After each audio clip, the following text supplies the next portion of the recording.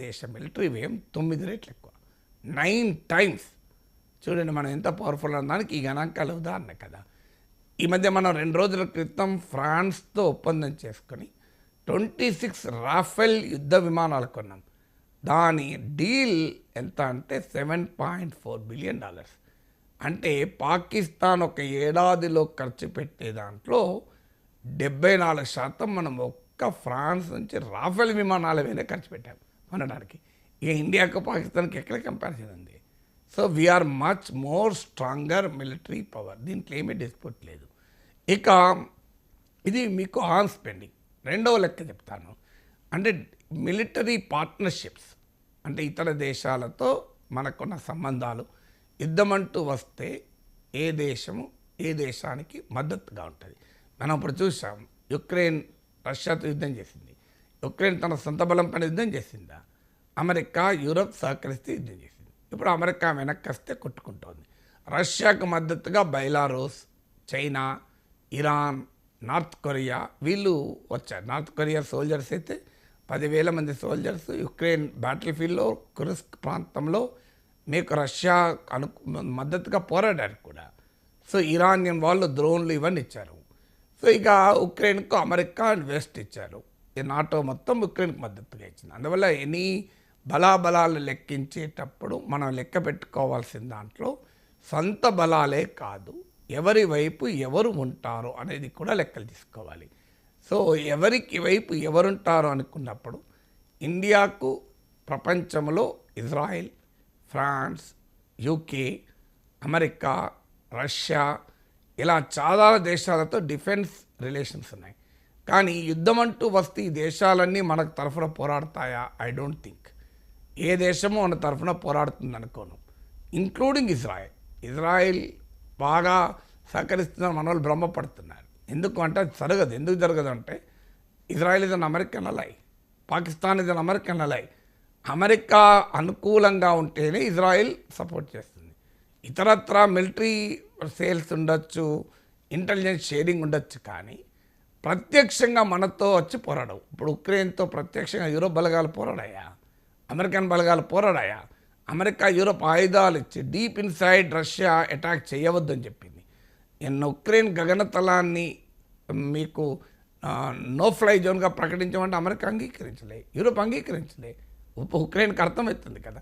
అందువల్ల భారతదేశానికి ప్రపంచంలో చాలా దేశాలతో బ్రహ్మాండమైన రిలేషన్స్ ఉన్నా రేపు ఈ మిలిటరీ ఘర్షణలో మనతో వచ్చి భుజం కలిపి ఎవరు పోరాడరు. ఇక పాకిస్తాన్తో ఎవరు పోరాడతారు అన్నది. పాకిస్తాన్కు అమెరికా ఒక గట్టి మిత్రదేశం మిలిటరీగా. ఎందుకంటే పాకిస్తాన్ ఏర్పడినప్పుడు ఇండియా ఏర్పడింది. ఇండియానేమో నాన్ అలైన్డ్ కంట్రీ, అలీన దేశమైంది. పాకిస్తాన్ అమెరికా నాయకత్వంలోని central treaty organisation, SEATO south east Asia treaty organisation, ఇందులో పాకిస్తాన్ మెంబర్ అయింది. పాకిస్తాన్ ఇది అమెరికాకు non NATO ally, biggest client. మనము కొంటాం అమెరికా నుంచి, మనకన్నా ఎక్కువ కొంటుంది పాకిస్తాన్. సో అందువల్ల కానీ ఇప్పుడు సమస్య ఏంటంటే అమెరికాకు ఇండియాకు ఉన్న రిలేషన్స్ రీత్యా పాకిస్తాన్ తరఫున అమెరికా వకాల్తా పుచ్చుకుంటుందా అంటే అనుమానాస్పదమే. అందులో ఆఫ్ఘనిస్తాన్లో తాలిబాన్లతో అమెరికాకు ఒప్పందం కుదిరినాక ఇలా పాకిస్తాన్ రెలవెన్స్ కాస్త పోయింది 2021 నుంచి. అందువల్ల అమెరికా రెండు దేశాలకు నీతి వ్యాఖ్యలు చెప్పి ప్రేక్షక పాత్ర పోషిస్తున్న అంచనా.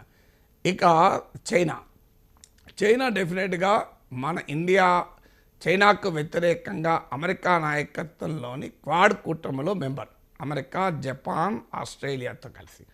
సో క్వాడ్లో మెంబర్ అంటే తమకు వ్యతిరేకంగా కూటమి కడుతుందని చైనా ఆరోపణ. చైనాకు మనకు సరిహద్దు విభేదాలు కూడా ఉన్నాయి, ఘర్షణలకు కూడా మనం గల్వాన్ లోయలో చూసాం. ఇండియాకు చైనా, అమెరికా, ఇండియా యాక్సిస్లో ఉన్న పరిస్థితులు అయితే చైనా పాకిస్తాన్ కూడా క్లోజ్. కానీ ఎక్కడి దాకా ఉంటుంది పాకిస్తాన్కు? సో గత యుద్ధాల్లో ఎప్పుడైనా చైనా పాకిస్తాన్కు డైరెక్ట్గా వచ్చి కలిసి పనిచేసిందా? ఇవాళ చైనా పరిస్థితి ఏంటి? అమెరికాతో పోరాడాల్సి ప్రత్యేక పరిస్థితిలో ఉంది. అందుకే చైనా ఇది రీచింగ్ అవుట్ టు ఇండియా. అందువల్ల చైనా మాట రీత్యా సహాయం చేస్తుందేమో పాకిస్తాన్కి, కానీ చేతరీత్యా గతంలో చేయలేదు, ఇప్పుడు చేయదు. అంటే ఈ ఫైట్ అల్టిమేట్గా ఇండియాకు పాక్ మధ్యనే జరగాలి. ఎవరికి నచ్చినా ఇండియాకు పాక్కు మధ్య జరిగితే India is far far ahead of Pakistan. ఇక థర్డ్ ఫ్యాక్టరు, అసలు ఎకానమీ పాలిటీ తట్టుకోగలదా?